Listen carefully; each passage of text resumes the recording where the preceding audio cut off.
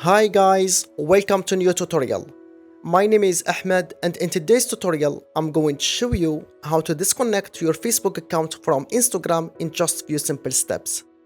Okay, first open your Instagram app, then tap your profile, then tap three lines, then tap account center, then tap manage accounts, then tap manage next to your Facebook profile, then tap move out of this account center, then tap continue to move, then tap continue,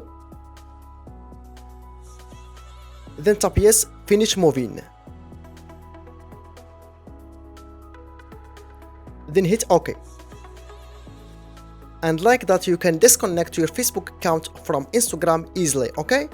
Okay guys, hope you find this tutorial useful and helpful, and if you do, then please like, share and subscribe for more tutorials. Thank you so much for watching, see you in next video. Bye.